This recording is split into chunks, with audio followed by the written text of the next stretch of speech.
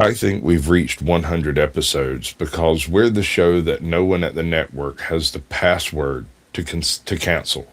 We just keep showing up, and at this point, it's too awkward for them to ask us to leave. That's Tina Fey. Pretty sure that was right before she left the show. Is that right? I think.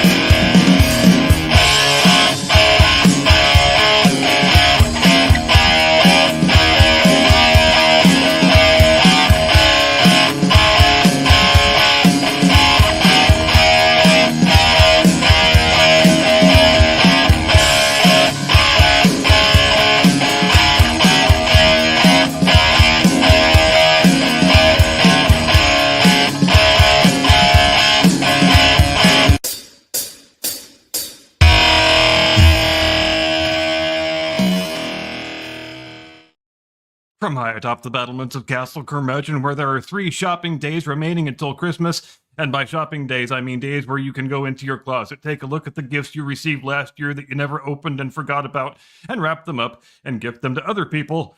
Good evening, Mr. and Mrs. America and all ships at sea. Welcome to this very special 100th episode of The Blast Radius, in which, in the proudest tradition of 100th episode celebrations, the hosts will be acting very indulgent and self-satisfied throughout, wildly overestimating their own talent and importance, as you do. And you know what else? I think the auspiciousness of the occasion and the date on the calendar demand that we do not content ourselves tonight with a regular old installment of the Worst People in the Whole Wide World weekly update. So with that in mind, we present for your consideration a bit of a thematic mashup that we like to call the 100 Worst People in the History of Christmas. We sure do hope you enjoy it, and without further ado, get this show on the road, shall we? Number 100, 1843, Charles Dickens publishes A Christmas Carol, instantly turning the holiday into a moral performance review. From this point forward, every slightly grumpy person will be unfavorably compared to a fictional Victorian shut-in. It's the literary equivalent of bringing a salad to a potluck and judging everyone else's mac and cheese. Number 99, 1818. Silent Night debuts in Austria, quietly humiliating every Christmas hymn that follows. No matter how sincere your choir, there will always be that one guy who comes in way too sharp on the harmony. Perfection enters the canon, and humanity has been chasing it ever since. Number 98, 1906. Reginald Fessenden makes the first Christmas radio broadcast introducing music into the holiday airwaves. This single act eventually leads to looped playlists, workplace despair, and worst of all, Wonderful Christmas Time by Paul McCartney. History, as they say, is full of unintended consequences. Number 97, 1868, President Andrew Johnson issues a sweeping Christmas amnesty to former Confederates. This invents the uniquely American tradition of forgiving everyone while fixing absolutely nothing. Even Santa Claus expects at least a written apology. Number 96, 1652. Christmas is banned in England under Oliver Cromwell's Puritan government. This is the only political movement to look at joy and say, let's interrogate that. The war on Christmas begins with people who truly hated fun, just on principle. Number 95, 1776. George Washington spends Christmas night crossing the Delaware River. This weaponizes weather, timing, and the element of surprise in what remains history's most productive holiday outing. It's the exact opposite of returning socks. Number 94, 1896. John Philip Sousa publicly denounces recorded music on Christmas Day. He warns that phonographs will destroy live performance and civic virtue. History responds by inventing Spotify. Number 93, 1223. St. Francis of Assisi stages the first nativity scene. This launches centuries of awkward live animals, confused toddlers, and budget Marys in bathrobes because no good deed goes unreenacted. Number 92, 1647. English Puritans ban Christmas celebrations again. This is the legislative equivalent of saying, no, seriously, I mean it this time. Joy remains undefeated. Number 91, 1800. Ludwig van Beethoven introduces new compositions during the Christmas season. He does this casually, as if inventing genius is a reasonable holiday contribution. Some people bring wine, some people rewrite music forever. Number 90, 1910. Halley's Comet dominates Christmas conversation across Europe. Nothing pairs with festive dinner like celestial reminders of your own mortality. Dessert tastes different when extinction is on the menu. Number 89, 379 AD. Emperor Theodosius I spends Christmas promoting Nicene Christianity as imperial policy. Doctrine begins merging with bureaucracy. Faith now requires paperwork. Number 88, 1066. William the Conqueror is crowned King of England on Christmas Day. Merry Christmas. Your ruling class has been replaced, and now you have to learn French. The Norman Conquest fully commits to the theme of hostile gift giving. Number 87, 1920. The Irish Republican Army burns British custom houses on Christmas Day. Even armed struggle apparently respects the holiday calendar. Nothing says seasonal messaging like targeted arson. Number 86, 274 AD. Emperor Aurelian declares December 25th the birthday of Sol Invictus. Later religions take one look at this and say, okay, that works. History's most successful sublease agreement thus begins. Number 85, 800 AD. Pope Leo III narrowly survives an assassination attempt earlier in the year and spends Christmas consolidating power. This is the calm before a very imperial storm. Europe inhales deeply. Number 84, 1643. Massachusetts bans Christmas celebrations. The New World immediately begins with old world levels of disapproval. Freedom rings, but quietly and without ornaments. Number 83, 1777. The Continental Army limps into winter quarters just after Christmas. Victory is theoretical, supplies are imaginary, and morale survives purely on stubbornness. Festivity is postponed indefinitely. Number 82, 1950. The Korean War pauses briefly around Christmas under unofficial ceasefire conditions. Even hell respects the holiday, apparently. Humanity sneaks a smoke break. Number 81, 1000 AD. Stephen I is crowned King of Hungary on Christmas Day. Medieval Europe treats Jesus' birthday like a LinkedIn promotion window. Nothing says divine favor like more paperwork. Number 80, 1864. General Sherman reaches Savannah at Christmas. The South receives a gift receipt labeled Total War. Chestnuts are roasting, but so is everything else. Number 79, 1918. Woodrow Wilson sets sail for Europe at Christmas to sell peace. He brings principles to a knife fight. Idealism checks in, realism checks out. Number 78, 1812. Napoleon spends Christmas retreating from Russia. Winter proves immune to charisma and artillery. Hubris develops frostbite. Number 77, 1941. Winston Churchill delivers a Christmas address to Great Britain. Hope is served with a stiff upper lip and a fat cigar. It's festive, but rather aggressively so. Number 76, 1777. Washington endures Christmas at Valley Forge. Morale is low, supplies are worse, and optimism is mostly theoretical. The holiday spirit survives just out of spite. Number 75, 1933. Prohibition ends just before Christmas. Water is turned into liquor, and the nation rejoices. It's one of the miracles that Americans never question. Number 74, 1908. Jack Johnson becomes heavyweight champion during the Christmas season. Awkward silences spread faster than tinsel. Dinner conversations quietly die. Number 73, 1950. The Stone of Scone is stolen on Christmas Day. Ancient monarchy meets modern prank energy. Even sacred relics are not safe from bored students. Number 72, 336 AD, the Roman Church formally observes Christmas. A date is selected, a box is checked, chaos ensues, calendars gain power. Number 71, 1658, Oliver Cromwell dies near Christmas.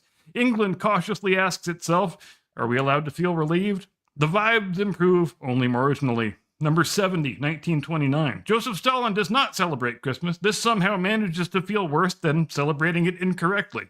Joy files for asylum. Number 69, 1781. George Washington enjoys Christmas as a victorious general. America peaks early and spends centuries chasing that feeling. The afterglow fades immediately. Number 68, 1862. Abraham Lincoln spends Christmas buried in correspondence and national dread. Leadership does not come with holidays. Even Santa would bounce from this job. Number 67, 1942. The Manhattan Project continues through Christmas. Santa's sleigh carries classified materials. The elves sign NDAs. Number 66, 1931. Japan consolidates Manchuria on Christmas Day.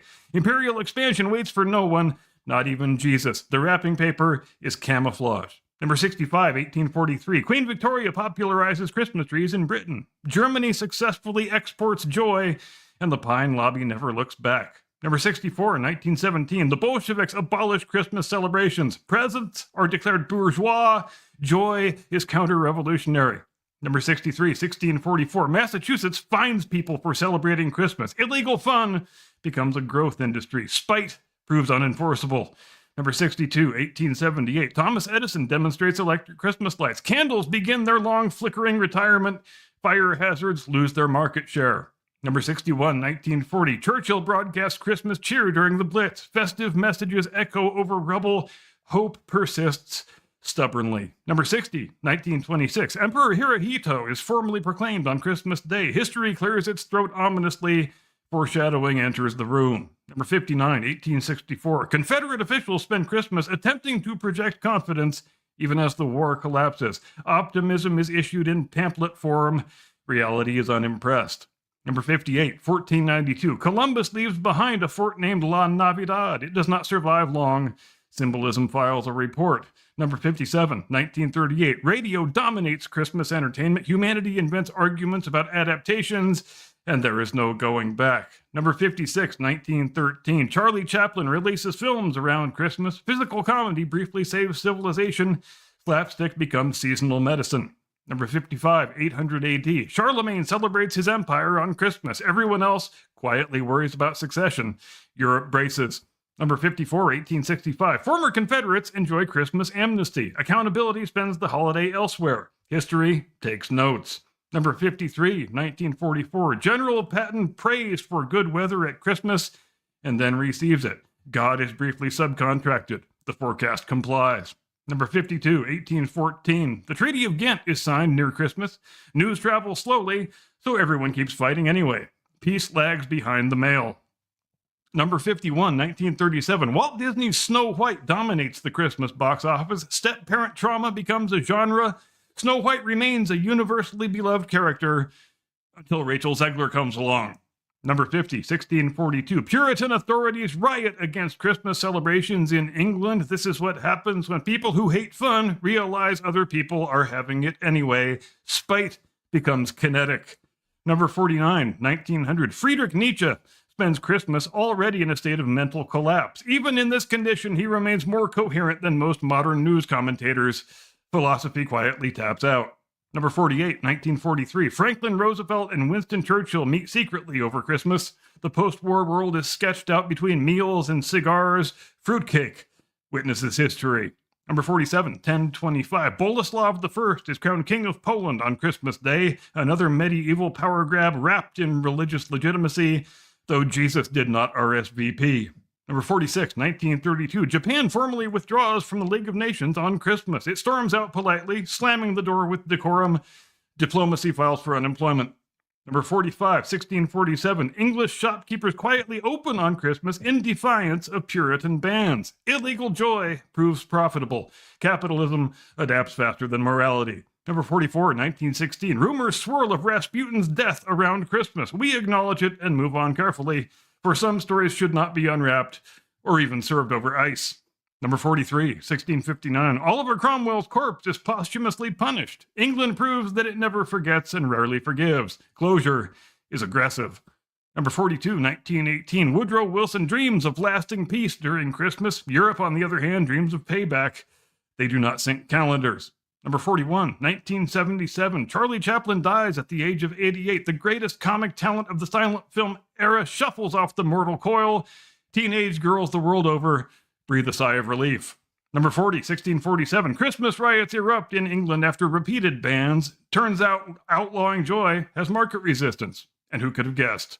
Number 39, 1925. Japanese authorities suppress Christmas observances in occupied territories. The Grinch upgrades to military hardware. Holiday cheer retreats tactically. Number 38, 1862. Telegraph lines carry war updates through Christmas. Silence officially leaves the building. Ignorance loses its last refuge. Number 37, 1777. Another Christmas at Valley Forge grinds morale into powder.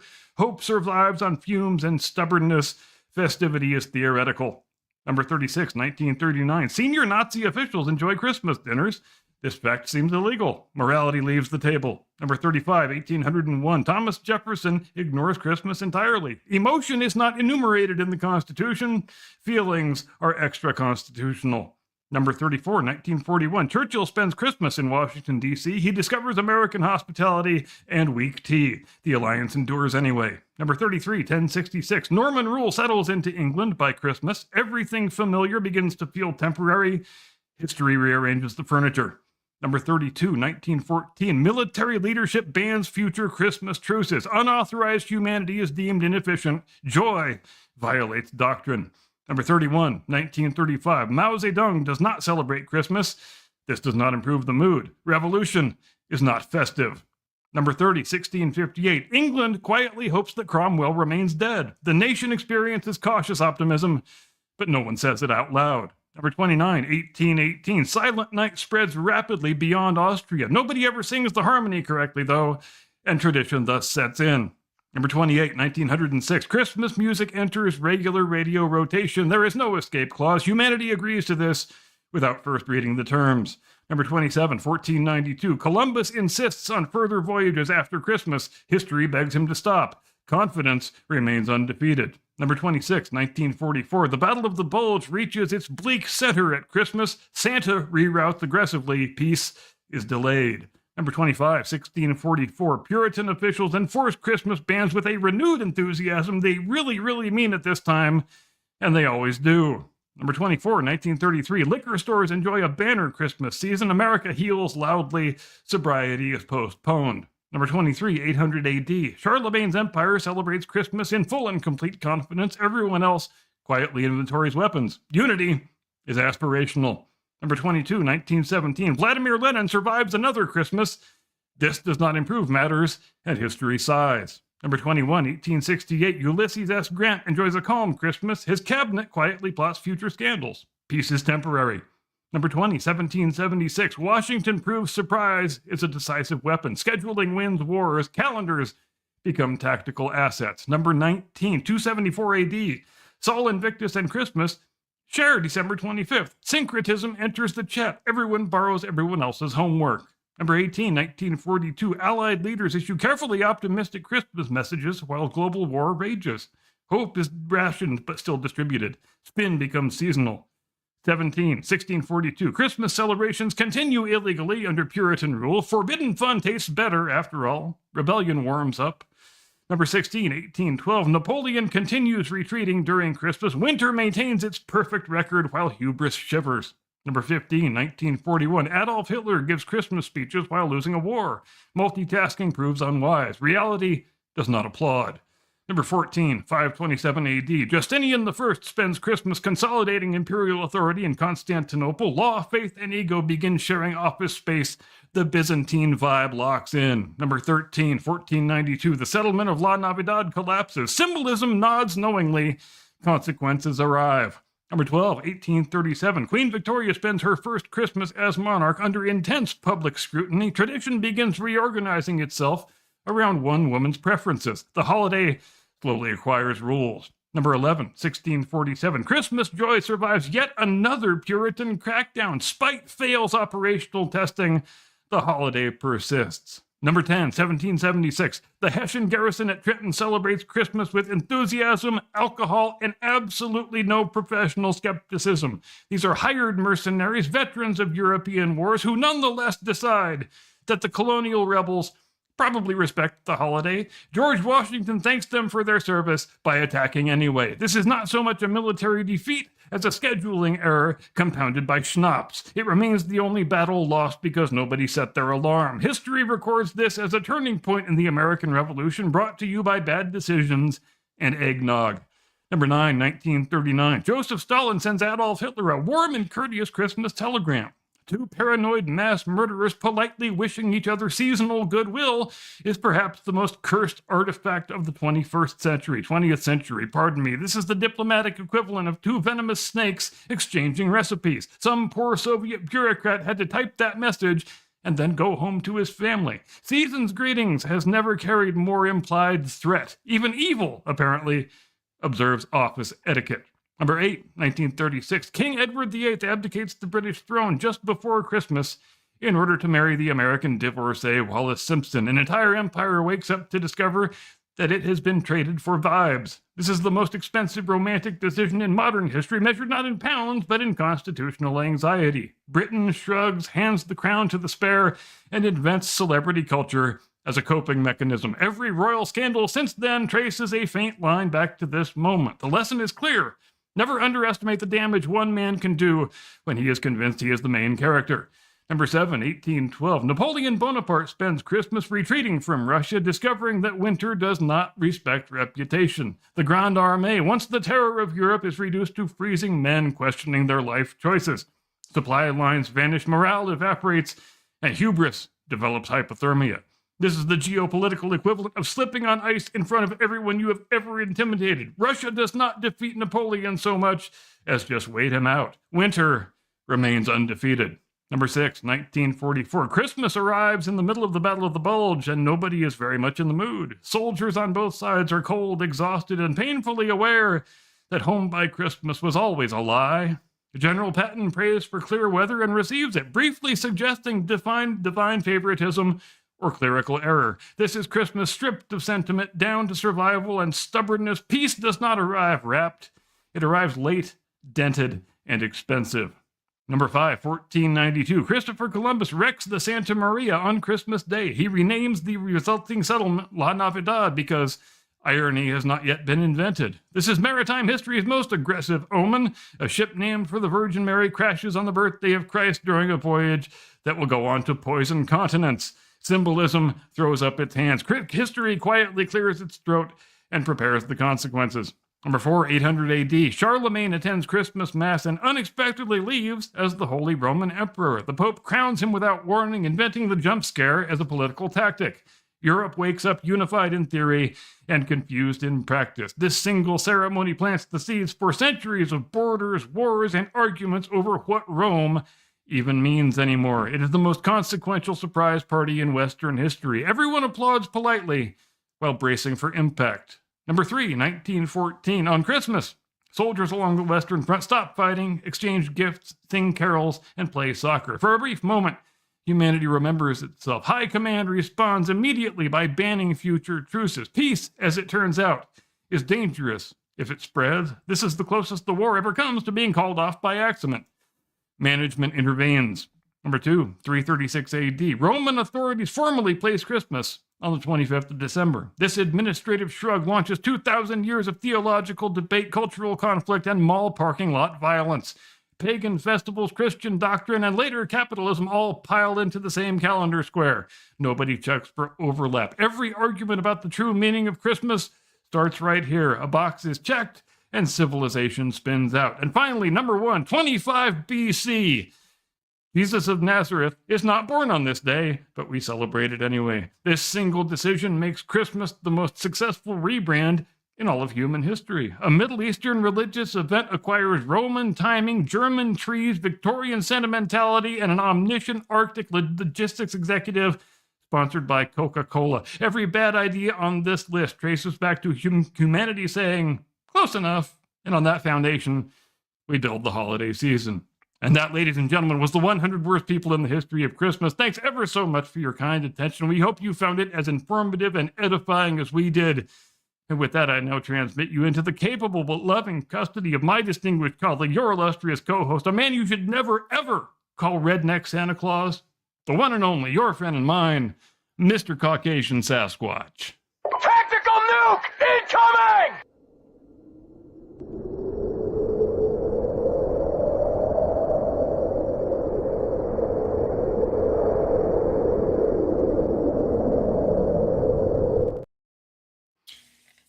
It didn't push the button right. I swear to I hate it when it doesn't push the button right. It's not doing it. There we go. All right. Good evening, ladies and gentlemen. Welcome to the Blast Radius. And tonight we are going to be discussing the existential crisis of that which is synthetic humans. We're talking about alternate intelligence, not necessarily AI in the classic sense. Basically compelled by me, Sasquatch, because I've been playing an awful lot of Fallout 4 and watching Westworld, and so we shall all have to suffer for it.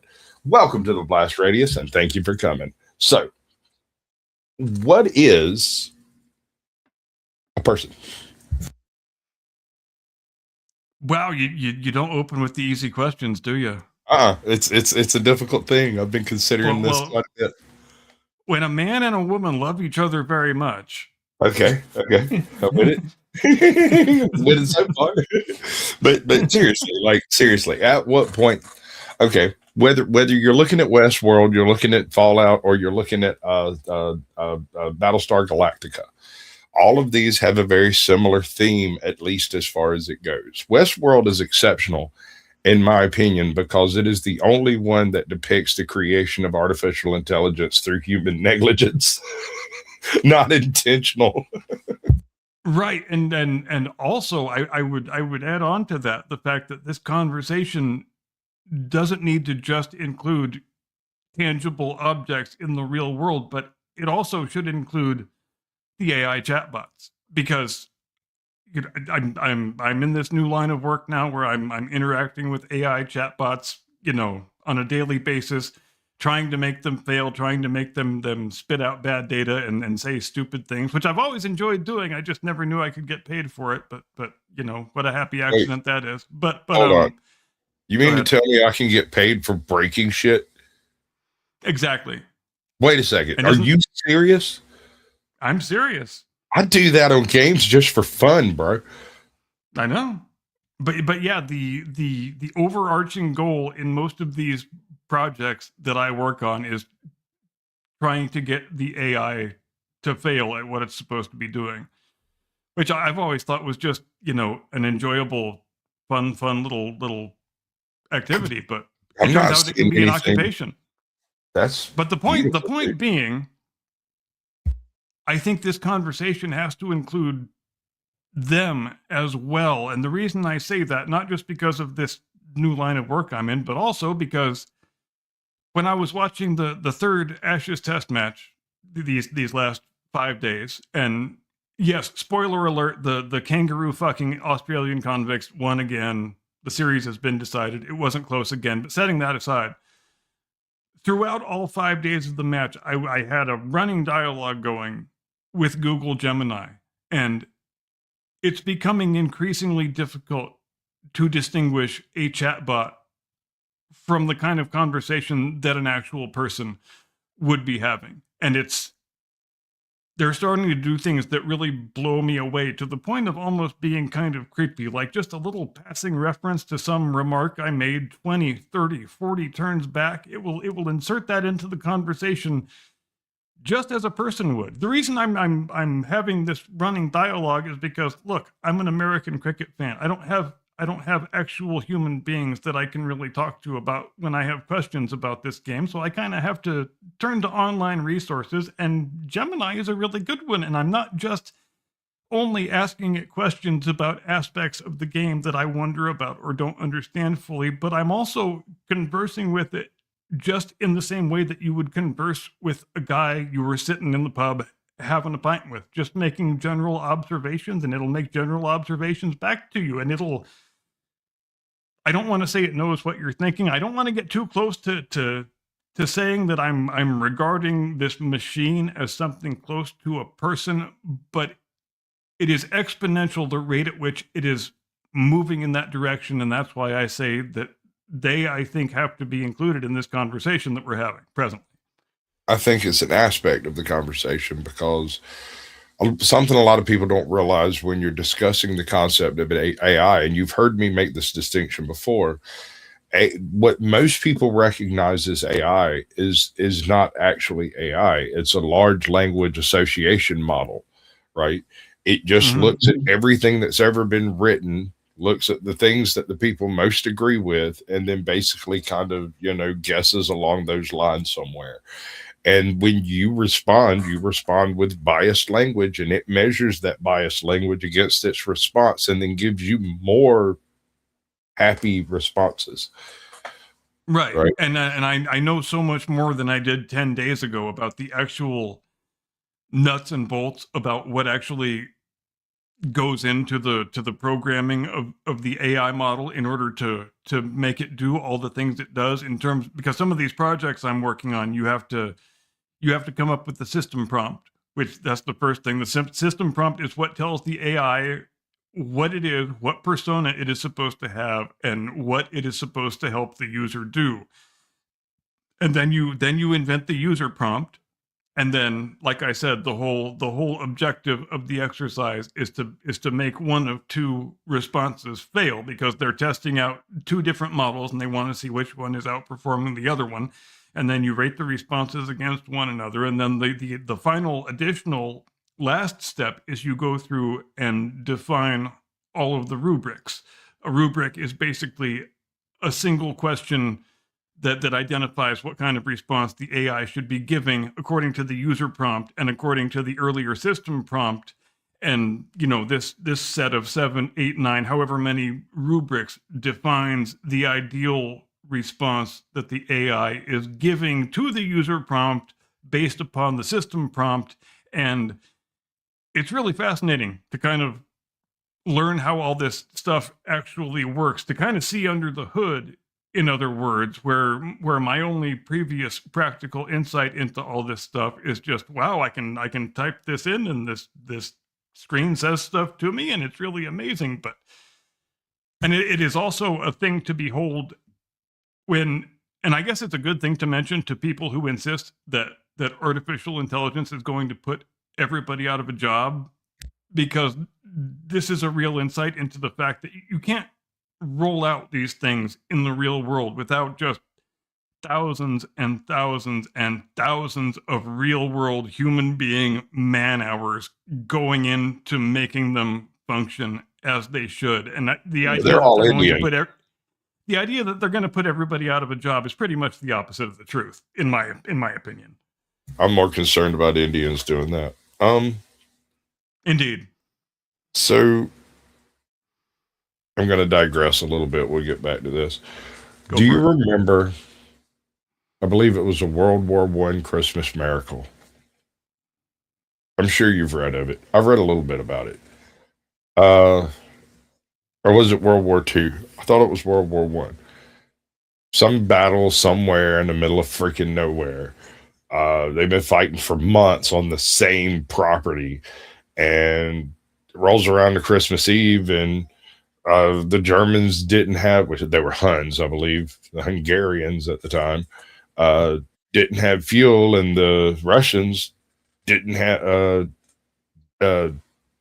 fuel, but didn't have food. And so after some screaming back and forth across the line, they called a temporary truce, met in the middle, cooked them a bunch of ham and spam and crap, and had a little Christmas dinner right there on no man's land. And I can't remember exactly when or where it took place. I tried to look it up before. Is it the famous Christmas truce of 1914 that we were talking about? I believe so. Okay, yeah. The specific story that I'm referencing was of a German or Hungarian, my bad, lieutenant who had recently, like 2 days before, been put in command of this particular little squad, and they had to tie him up and stuff a sock in his mouth to keep him from running back and telling command. And they just kept him tied up in one of the little bivouacs over there for like 3 hours while they cooked. And then when they came back, they gave him some hot food, a hot meal with like coffee and hot chocolate and all the stuff everybody had been hoarding. And it convinced him after, his belly was full and he was getting a little nappish that maybe he could wait till tomorrow to go tell what happened. But it was something that had happened all up and down the line and nobody really discussed it for a few days. Yeah, until the commanders got word of it and said you need to stop that shit right now. We will we will have no unauthorized humanity in this man's army. Right. Get those Vickers back to firing, boys. We've got English chess to hit. And I guess while we're on the subject, I should include this joke. I probably should have included it in the monologue. It's a good thing they played soccer during the Christmas truce, because if they had played cricket, the English just would have fucking lost. Right. Anyway, back to the synths, the artificial people. If you've watched any of Battlestar Galactica, have you? Any of it from the old series? All of it, multiple times, yeah. Okay, so if I say fracking, you know what I'm talking about. All right. So in Battlestar Galactica, there are these things created by the hand of man referred to as Cylons. These Cylons are super intelligent computers who go on to develop synthetic humans indistinguishable from actual humans. And when I say this, I mean they have a lifespan, they have mortality, they are fallible, they get head injuries and shit. So they're more human than human because of the attention to detail.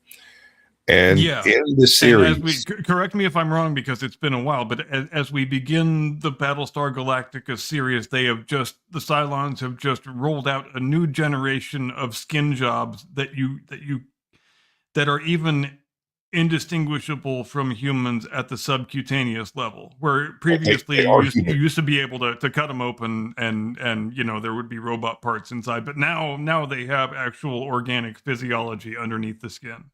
Right. And the only way to tell, actually there isn't a way to tell, for organically they're human.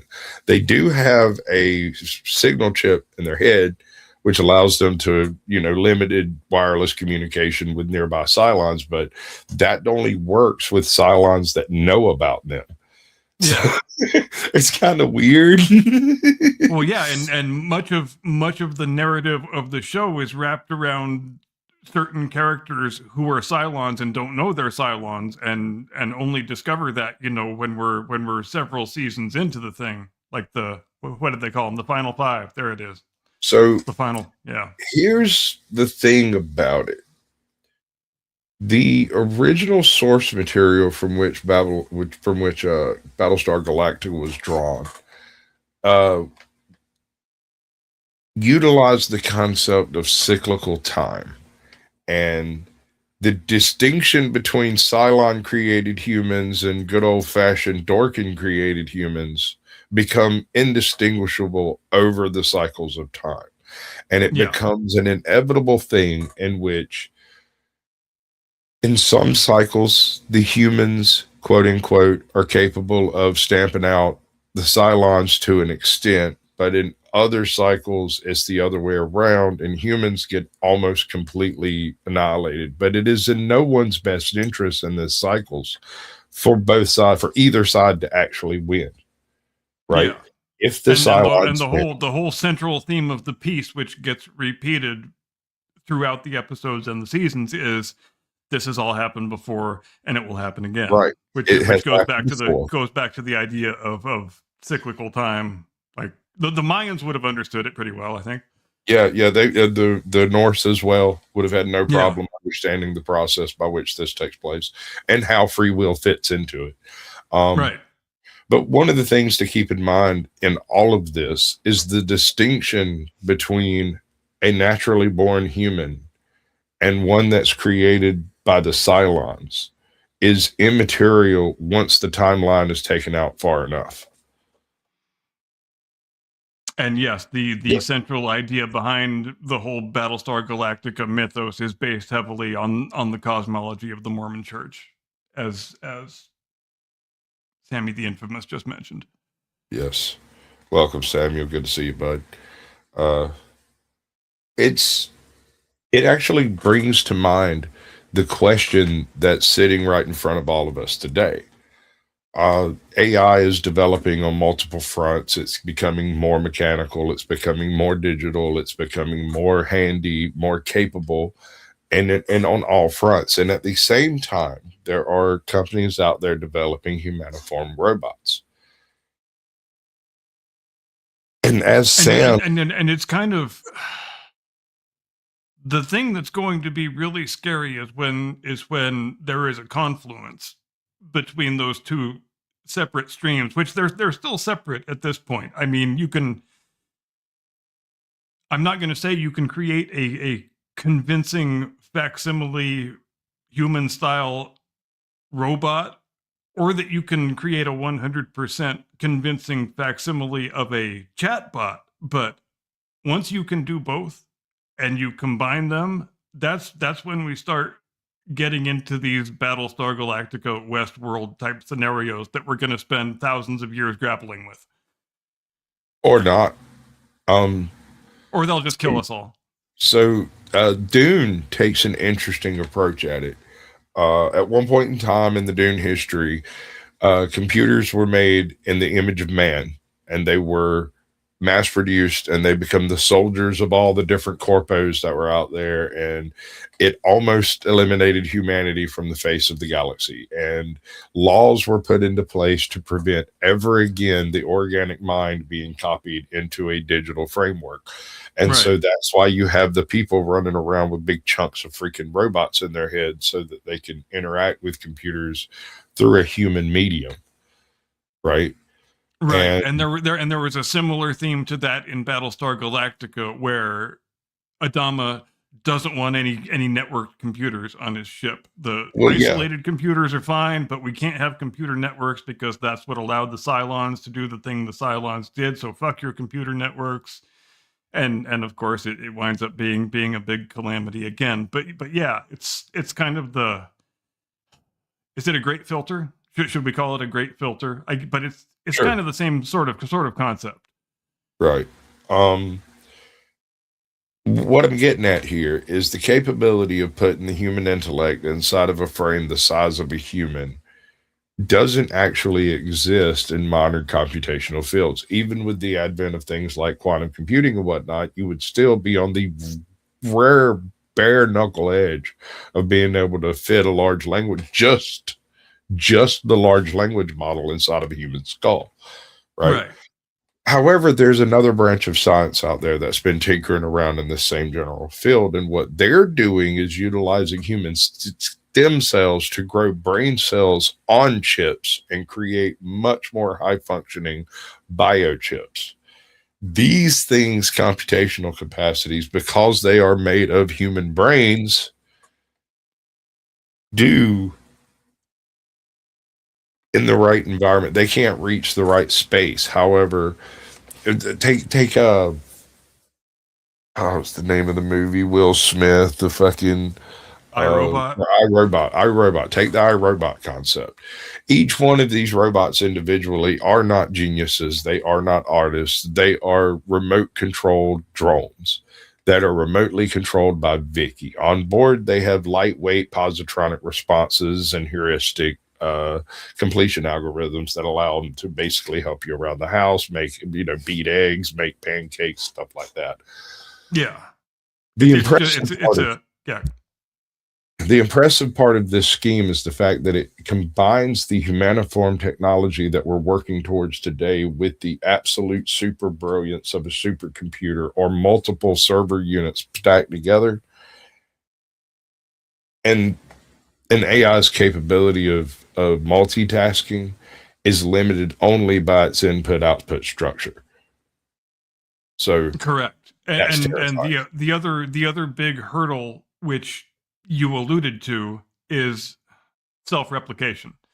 And obviously that's the hurdle that they're trying to get past in introducing human-derived stem cells into the process, because that's really the number one thing that we still don't understand about nature is how organic chemistry first made the jump from prokaryotic life to eukaryotic life, and we don't understand it any better today than we did when we invented the microscope. But it's still going to be the hurdle that you have to get over if artificial intelligence is going to become a truly a simulacrum of the human organism.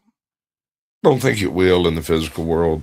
I don't see a point in it being a artificially intelligent humaniform robot. I don't see a purpose in that, right? You can have a non-intelligent robot android capable of doing all the things that the AI can do and allow the AI to just chip in whenever particularly adept things are need to be done, or you want particularly difficult to acquire information. And then it could interact through the robot more in the Vicky scenario for my robot. But getting back to the synthetic people, the idea here is that once we, whether ourselves or our creations, AI creates an indistinguishable clone of a human, not from cloning, but through actual genetic replication and manipulation. That's that. Would we not be then gods? Is the We would have to. technology God? I mean, well, obviously it depends on the operative definition of what a god is, but from the perspective of the creatures we have created, if we even want to call them creatures, then certainly we would then have all of the meaningful aspects by which we tend to define a creator deity, and with all the Pandora's box of new philosophical questions that opens up. So let's continue along the theme of the iRobot, because I think this is a good middle ground between humaniform simulacrums versus the supreme AI chatbot model, right? Right. A purely computational machine emulating humanity versus a simulacrum of that which it wishes to simulate. So it's like an artificial human, but is it human or is it a property? Is it a product or is it a what Right. is? And also is the simulational effect being achieved without thousands and millions of hours of human effort trying to get it that way, because that's going Okay. to be another one of the big hurdles, right? That's a good point. In Westworld, this is an excellent point. In Westworld, that is exactly what you have: are entire teams of people operating on individual sets of story elements that are included into these park trips, right? And because of that, there is a seamless viability of the environment that stands independent of what the park patrons decide to do. Right. The millions, literally millions of man hours that goes into each one of these simulacrums indicates the level of quality you're dealing with. And so the heuristic algorithms and pathways have all been laid down by this mythical positronic brain that they're using, but it's still a mechanical system. Correct. And so it doesn't get to its performance level that's been achieved without exponential amounts of human input going into achieving that, and which is a hell of a different thing from a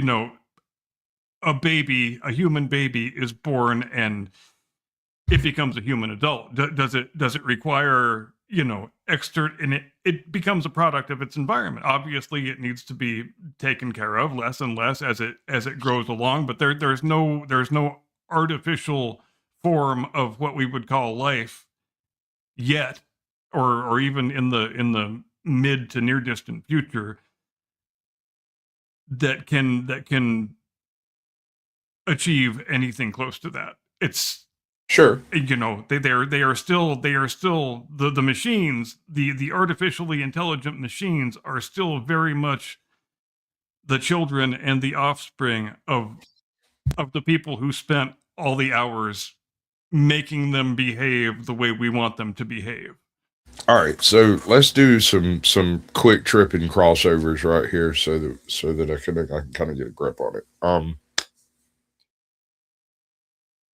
The Cylons are a byproduct of humanity's hubris in infinity. We created Cylon created us, and now nobody knows who what is, and they're just constantly recreating each other all willy-nilly as fuck.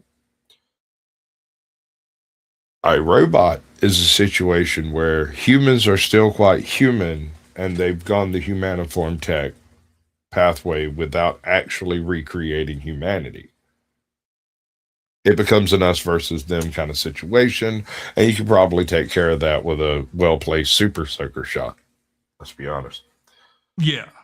And a common feature of the artificial life forms in these stories and franchises that we're talking about is that they always aspire to be human.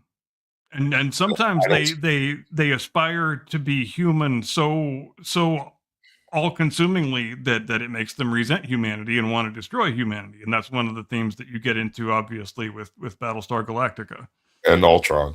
That was right. That was that's a good point too. Ultron was like humanity on PCP. It was ultra human while also being purely logical, and that's not a good combination. That's very fallible. Yeah, there were things that it resented about its own baseline existence. Right, and that self-loathing bred into its own destruction. I hate being this person. Jesus Christ. So looking at it from the perspective of what is a person, and we're back to that question, and I don't know what the answer is. That is the question. That's the question all of these shows are trying to depict, including Fallout 4. What is free will? What is a person? Can something designed by the hand of man exhibit true free will? And if it does, do we permit it to continue? And if we do, does it get rights? Because yes, exactly. Because if we confer that status upon it, then by necessity, we have to give it rights. We can't just make it a slave race. And that gets back to the whole question of it, just to take Westworld for an example, because one of the main reasons that people in that story want to go to the Westworld resort is so they can bang robot prostitutes and have consequence-free sex. But in the real world, if we achieved, robot hookers that were convincingly like human hookers, would governments give them rights, or would governments allow private companies to run robot whorehouses? I don't think there's a simple answer to that question. Do you? Germany.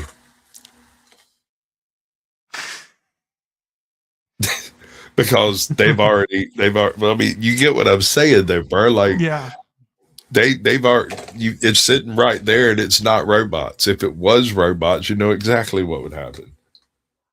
And another thing, robots, I'm not sure you can offend an AI, right? It doesn't have feelings. It has no heart, no soul. How can it be offended? It can pretend to be offended, I guess. Yes, you can program it to act as though it's offended if certain conditions and parameters arise, but you can't make it actually be offended. Right. We're not even anywhere close to achieving that. We probably have to achieve that mechanical organic interface to some extent, and in order to even start thinking about driving down that road, and that's many thousands of years in the future, I would expect. I mean, unless if hypothetically some major breakthrough takes place. But that's the thing. It would take more than a single major breakthrough. We're talking about power consumption breakthroughs. We're talking computational breakthroughs. We're talking physical, anatomical, space breakthroughs in the ability of higher density batteries, higher density capabilities, these things, and across a multitude of different disciplines. It would all have to happen fairly quickly and together for you to end up with something moderately resembling a human with human type heuristic responses. And I'm reminded of a conversation we were having a few weeks ago about 3i Atlas and the question of whether it's a natural object or an artificial object, or the other alternative is a natural object that's been hijacked and repurposed by some intelligent entity. But the point being, we were all kind of in agreement that if and when humanity encounters some intelligent entity that originates on some other planet in some other star system, it's almost certain to be an artificially intelligent entity that they've built and sent out to do their exploration for them, rather than actual organic biological creatures in a spaceship, because it just makes so much more sense to, especially once you have achieved self-replication capability, which we're getting closer and closer to doing with mechanical objects as far as 3D printing and what have you. But if and when we start sending probes out to explore other star systems and other neighborhoods in our galaxy, we're not going to send humans, we're not going to send organic creatures, we're going to send artificially intelligent robots. And when and if we do encounter entities like that,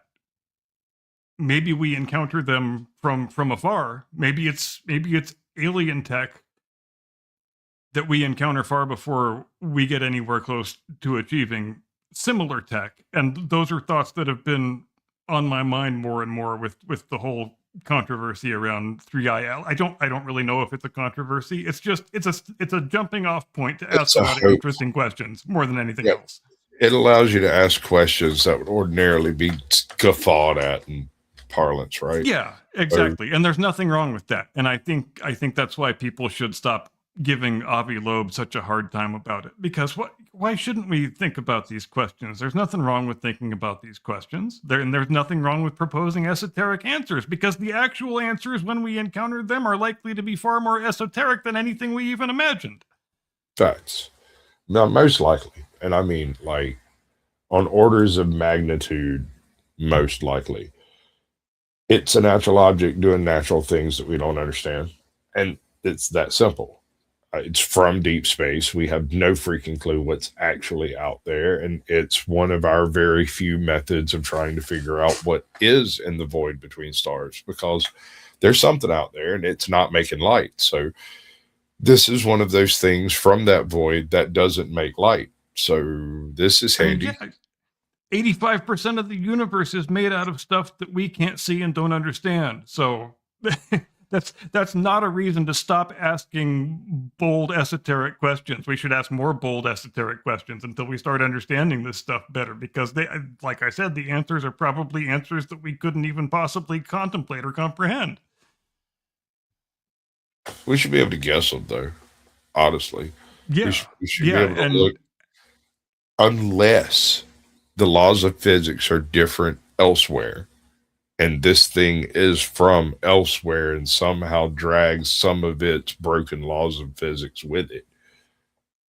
And I think I'm glad you brought up that point, because I think that's a distinct possibility. There may not just be one set of physics that's the set of physics we understand from our terrestrial reality on our little planet in this little star system. There might be different properties of physics that exist in different ways, in different amounts, that might all be variable. And it might, and who knows what the dividing lines are between how variable they are and how they vary and which factors vary. But again, this object, only the third one that we've ever encountered from outside of our neighborhood, is making us have to ask those questions.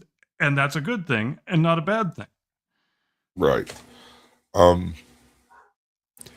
So within known space itself, physics operates differently based on your relative speed.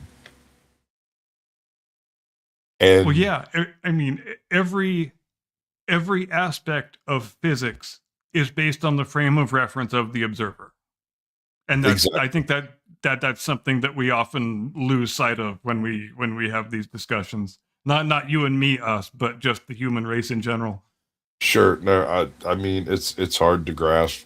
And I have this conversation especially with like flat earthers where I'm like, okay, and you're using observational criteria and you're utilizing bad mathematics on the other end of it, right? They're not taking into account things like gravitational lensing effects and whatnot when they're talking about things out. Because you're trying to reverse engineer the answer you want. Right. And I mean, I think it was Aristotle or that cat from Syracuse. I can't remember his name, Pythagoras Archimedes? or whatever. One of them boys, right? They did this experiment where they went to North Greece and they waited until noon and they measured and then a shadow after, at noon and at sunset, and then went to South Greece and did the same thing and went, oh, look, that is part of a circumference. The world must be round. It was a really simple thing you can do. And he got the answer correct within a couple of percent 3,000 years ago. Dude, just being able to go, oh, wait, that's round. That's huge. That is ginormous. Yeah, just being able to think of the right questions and be able to come up with a method of testing the hypothesis. Right. And all he had to use was shadows. And he almost got shadows and a donkey. And he almost got the answer as close as we can get it. And that's a big part of the reason why it makes me so angry when people in the present day are so dismissive of the intellect and the capabilities of our ancient ancestors when they so totally shouldn't be, because our ancient ancestors were not any dumber or less intelligent or less inquisitive than we are. In fact, they were, in some respects, they were significantly more so, and we should respect them for that because they deserve to be respected. We stand on their shoulders. All of us stand on their shoulders. Everything that we have and enjoy and like and understand today is based on the fact that they were so brilliant back then, thousands and thousands of years ago, to think of the right questions and come up with a way of testing a hypothesis and answering the question based only on the reference frames that they were capable of in their day and the methods that they had at their disposal. And we should all be in awe of that rather than dismissive of it. Dismissive. You can take a look at most of your megalithic buildings in history and immediately lose any idea that those people were less intelligent.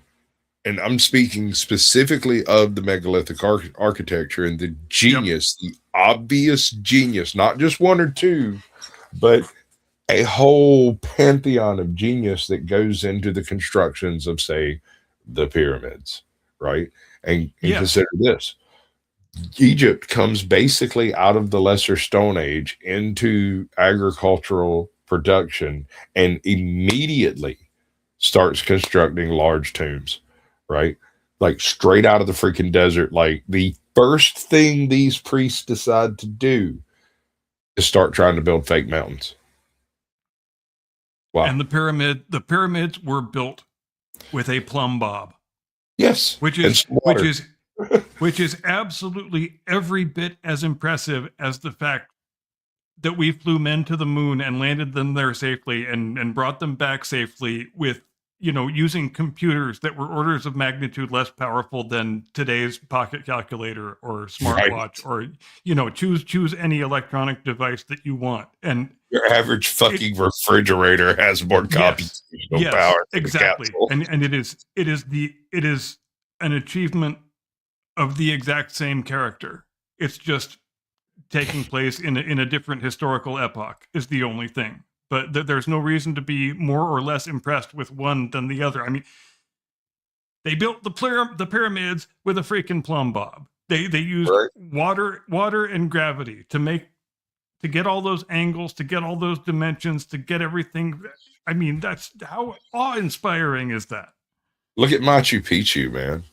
I mean, Look this at is Machu like Picchu, exactly. this is 3,000 years later, but still, the fact that people, just like you and me, got together and decided, all right, so those assholes are coming, and we're not going to be able to defeat them forever, and so we're going to build a redoubt that is completely unassailable. And what killed Machu Picchu was not the Spanish Inquisition, but was the diseases and germs that just reduced the population too low to maintain. Yep. It Yeah, and Yeah. man, Otherwise, and there might still be a Mayan, Incan, or whatever fucking civilization hanging out at the top of Machu Picchu that we've never encountered, you know? and that's another amazing thing to consider, that we were, even multiple millennia ago, that we were able to achieve such ridiculous things in terms of engineering, but at the same time, we had no way of understanding something as basic and elemental as the germ theory of disease. Not until barely 150 years ago did we understand the germ theory of disease. And look at how much that understanding has changed everything in only less than 2 centuries. All right, you know the Celtic method of disease? Not You offhand. ever seen the 13th Warrior? Mm-mm. All right. And go watch the 13th Warrior. It's another Michael Crichton film. It's based off of a book that he adapted from an old text called The Eaters of the Dead. It's an excellent film. Antonio Banderas is in it. He's got a big dog. It's great. In Celtic society, every morning you would be brought this bowl, and it would start as a bowl of warm water, and it'd be brought to the chief, and the chief washes, and then he takes it to the next person and the next person, and everybody washes in this same bowl. And this seems to be counterintuitive as far as the way we approach disease factors. But what this does is when someone distributes antibodies. Well, not just antibodies, but also when a disease does enter the population, everyone catches it at the same time, and so it's everyone's problem, right? It's like communism through communicable diseases. It's the democratizing of communicable disease. Yes, exactly. And so what you do is when someone starts getting sick, the tribe turns and looks at the idea that, hey, 2 or 3 people have gone down, we're probably all fixing to get sick, and they'll build a sick house somewhere away from the village over there. And the first people who get sick go and stay there, and a couple of people volunteer to go deal with them. Eventually they get sick, and some other people do, and they either survive or get over it, or they die. If they die, they get buried. If they get over it, they take care of the people who are now sick. And rinse, repeat until everybody's gone through the disease and the village is still standing and everything's still functioning. And then you burn that motherfucker down. You burn it and you tell people that it's a bad mojo place and you don't go over there because you might disturb the evil spirits that live there. Now, right. With zero understanding of germ theory, this is a very solid and robust method of dealing with a communicable disease, with certain exceptions. Things like anthrax and whatnot don't abide by these rules, but right. Smallpox. And you know what's another kind of interesting counterfactual alternate history question to think about? What if Galileo had invented the microscope instead of the telescope? How much different would history look today? Ooh, honey. Don't tease me so hard. No, that's a thought, dude. If he'd looked down instead of up, good Lord. That would have advanced sub optics, what, 500 years? Yeah, and several hundred years at least. Essentially during the Renaissance, when he would have had access to those lenses. There were skilled craftsmen capable of making them. Yeah, Galileo. Galileo had been in Venice instead of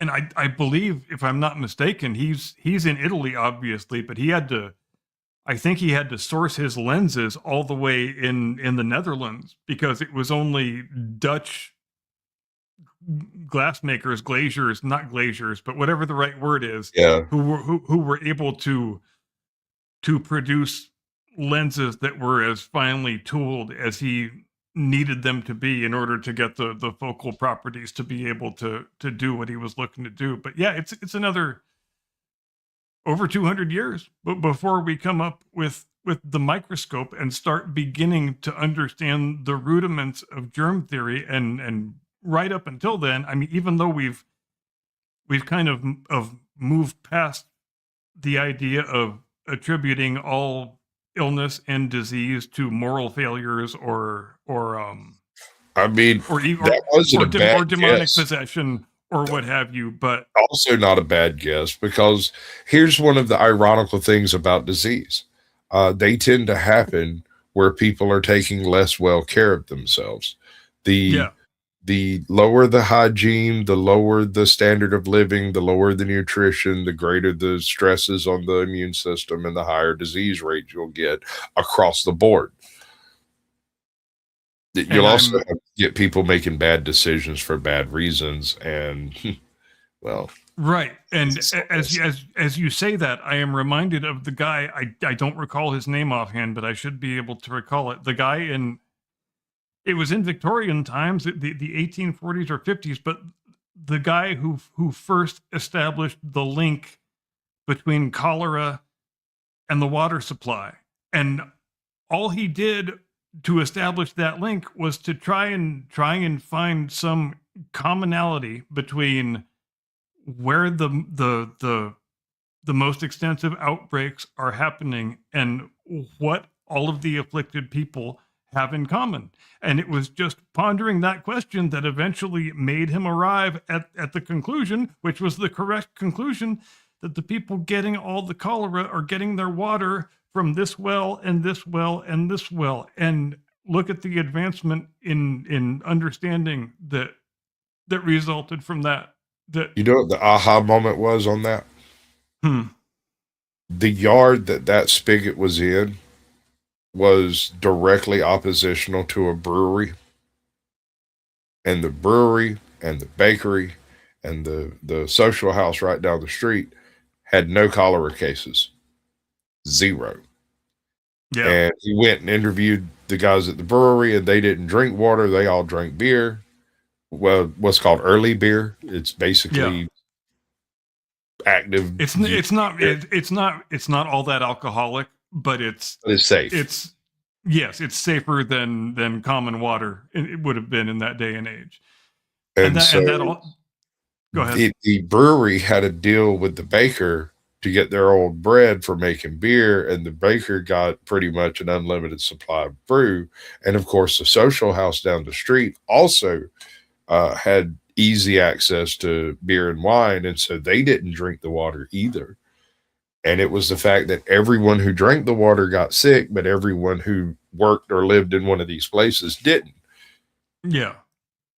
And it sort of goes back to that correlation, not causation concept that we were just discussing a few moments ago, in that it is easy to form a false conclusion that diseases and illnesses are more likely to afflict people of a certain socioeconomic station, or people who you deem to be guilty of certain moral or ethical failures. And all that it came down to was the fact that the water sources were in poor areas. And it certainly, obviously, it stands to reason that worse water sources would be in poor areas. But when you don't have the aha moment and you haven't identified why the correlation actually exists, it is easy to jump right to the conclusion and say, well, obviously it's poor people who make bad life choices who get cholera, and that's all there is to it.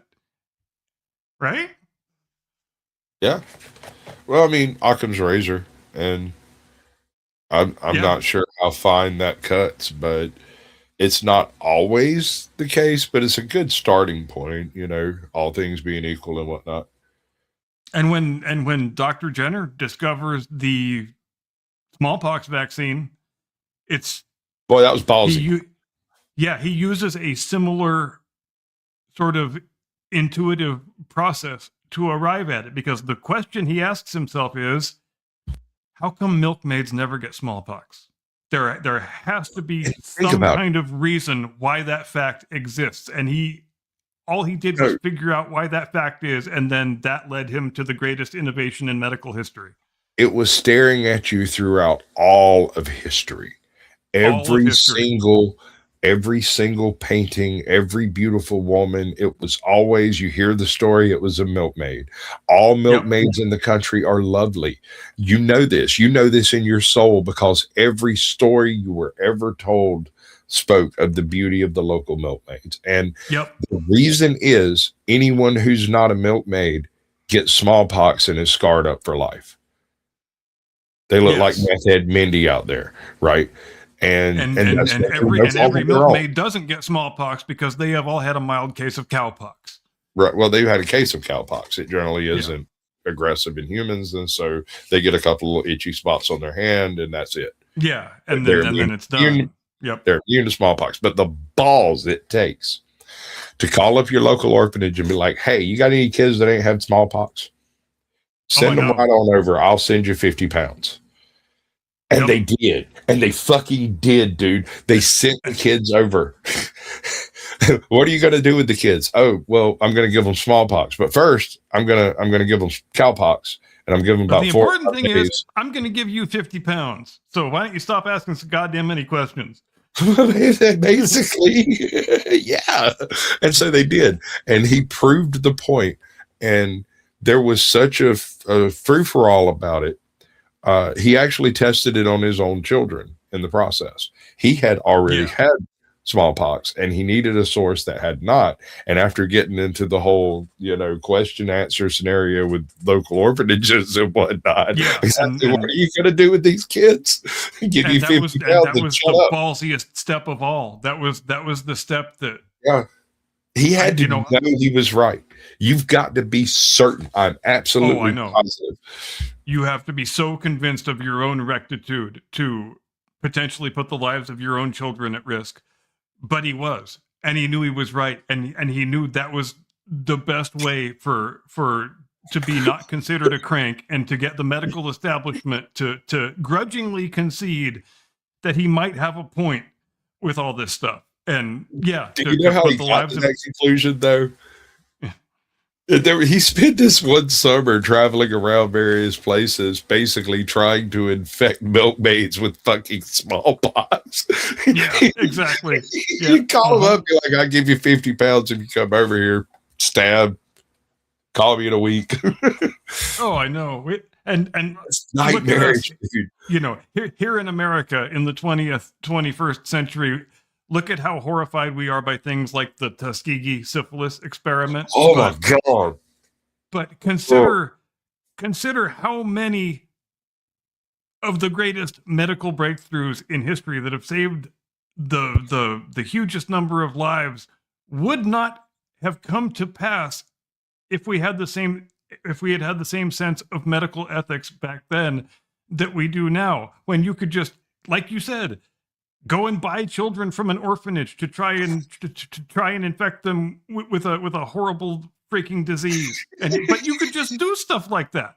And obviously, it's horrifying. But where's the alternative? It's why we should avoid painting events and people in the past with too broad of a brush, because they were doing the best they could with the set of social constraints that existed in their day. And they just, ultimately they didn't think about things the same way that we think about things. But it's good that we think about things the way we think of them now. It's good that we have developed this sense of medical ethics that we have today. But well, I mean, let's be honest. Our current medical ethics are derived almost directly from the events of World War II. That being the unhappy mustache man and 731. Between those two, modern ethics became something more bona fide than it was previous to that, because those were the things they specifically broke. Was that whole do no harm thing. They were like, harm, greater good. Oh yeah. Oh, you got a set of twins? Oh my Oh, god. you got a set of twins. Triplets. Mm. Oh, yeah, you go on over to the medical building. Dr. Mengele is going to take real good care of you. Right? He's got a booth just for you. Yeah. Ooh. And Ooh. and we know why he loved twins so much. It's because you can do a thing to the one twin and not do it to the other twin, and it's such an outstanding way. If you don't have a medically ethical bone in your entire body and you are a 100% evil mad scientist, it is a fantastic way of gathering data, right? Right? Well, I mean, it gives you an automatic control all the way down to the molecule. Yeah, precisely. It gives you an automatic control. And that is crazy. Literally start raving batshit mad. Yeah. Because, I mean, how far are you willing to go for a breakthrough? Oh my Lord. Yeah, exactly. I mean, how eager are you to gain new medical understanding? Where is the confluence between your ethics and your desire for scientific understanding? And I guess that's one of the overriding questions in all of human history, isn't it? Mm-hmm. Because, I mean, there has to be a limit. And if there's not a limit, it gets bad almost immediately. Oh yeah, especially when you have a constant supply of people that your political philosophy causes you to view as subhuman. So right. Why wouldn't we want to sacrifice some subhuman lives in order to save the people that we really like and want to stay alive? The moral calculus, as horrifying and evil as it is, becomes very simple once that political idea of human and subhuman becomes heavily ingrained in a population. And we've seen exactly where that thinking ends up just within less than the last 100 years, and we should never stop being horrified by it. Horrified, branded like cattle. And I mean, that something to keep in mind. That whole event was not removed from slavery, but by 60 years, as far as like American slavery. And I'm not talking the incipient human trafficking that happens all over the world. I'm speaking direct chattel slavery was immediately followed by some of the greatest holocausts in the history of mankind. And not just one, but several. Yeah, exactly. And it's motivated by, look, I don't want to make Mengele sound like a decent guy, but so it's difficult to get at the thing I'm trying to get out without saying things I don't want to say. But I think for a lot of these doctors, granted, they had moral and ethical blinders on, and they wound up doing unconscionable, terrible, awful, completely inhuman, evil shit. But I think in some cases, they actually were primarily motivated by a desire for scientific understanding. And the thing that caused them to put on the blinders was the political philosophy that says some populations deserve to live and some populations do not. And sometimes you wind up going down a very, very dark road when those two concepts intersect. And we saw it in Europe, and we saw it in Asia with 731, and it was the exact self-same thing. It was the same doctrine. Arrived at by slightly different methods. Well, different ideologies coming to the same conclusion that some people are less. And once you achieve the othering of a person, you can then unperson them. And once they're not a person, you can do whatever you want. They become chattel. And hold Go on. ahead. Which goes back to the beginning, very, very first question I asked an hour and a half ago. What What is a is a person? person? Right? Yes, and I'm glad you brought that back up, because yeah, that's ultimately the question that we are grappling with in all of this. And the easiest answer to that question, setting aside the whole thing of computer intelligence, artificial intelligence, androids, robots, is the easiest way of getting around the issue of answering the question honestly is by simply declaring that this population is good and noble and useful and worthy of existing, and this population group is not.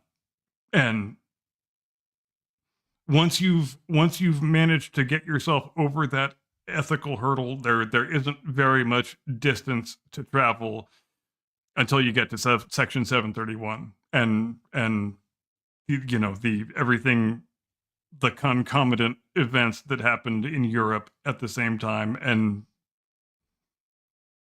all of that stuff. God, we have really ended on a dark note tonight, haven't we? Yeah, but I mean, when you start questioning the personage of people of any stripe, it immediately takes that dark turn, because if these synthetic people, if these AI bots are not people, right? If they're not Yeah. people, they're products. And if they're products, then shut up, sit down, and just utilize them as a product. But if they are personages, if it's a person, then a certain level of respect has to be granted to it. And the question of soul then becomes something of a bit more esoteric than once before. Yes, and the question of whether we humans then are gods. Facts. Because I mean, once you create, and I've got a daughter, and so I have at least once created life, but I do not feel like a god. That does not make me his equal, in my opinion. So,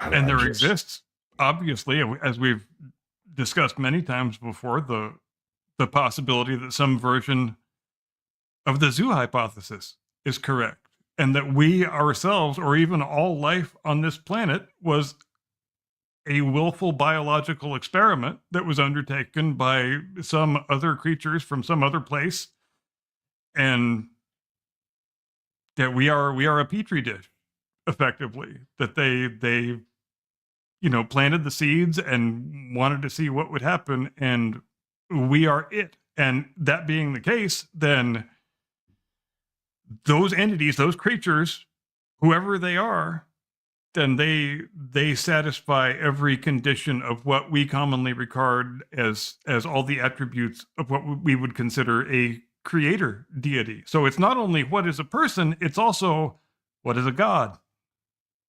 exactly. And none of this is easy to define, because things can be created without actually creating a god to have created it, Yeah. right? So how far do we go with it? How far down the rabbit? How deep does the rabbit hole go? I guess. Exactly. And you know, maybe the the thing we call God is just has the same relationship to us that we do to the artificial intelligence robots that we are attempting to impart sentience to, and going so far down that road that we have to even ask the question of what a person is, and how much sentience does an entity have to possess, and what is the source of the sentience before we call it a person that is worthy of rights and protections the way we would confer rights upon and grant protections to any other person. Yeah, we All right. have. We got to do that thing. But before we do that, I want to wish you a Merry Christmas and ask you, do you want some cookies? I want some cookies. Look at the screen. Damn. Damn, dude. All right. That's fantastic. Yeah, I got a whole photo shoot over here of different stuff like that. I figure if I'm gonna look like Father Christmas, I might as well come down your chimney. All right, do All the right, you want me to thing. do the thing? Ladies and gentlemen, thanks ever so much for joining us here on this very special 100th edition of the Blast Radius. We sure did have a great time. Hope you had a great time too. Hope you enjoyed that top 100 worst people in the history of Christmas monologue. Keep on the lookout for the classy edited version of it coming tomorrow. And we hope you have just a fantastic Christmas week and a great holiday with the people you love, and have yourself a merry little Christmas. If you like roasting chestnuts on an open fire, go ahead and do that. If you like riding in a one-horse open sleigh, go ahead and do that. It might be pretty expensive where you live. I don't know. I couldn't do it where I live, but that's not important. If you want to ride in a fucking one-horse open sleigh, you find a way to make it happen, even if it's 80 goddamn degrees outside. Anyway, Merry Christmas. We will see you next week, Sunday night, 8 Eastern, 5 Pacific. We'll have lots more good, fun stuff for you. We really hope you have a great day and an edifying tomorrow and a wonderful day after that and day after that. We will see you next time. Take care. Get off my lawn.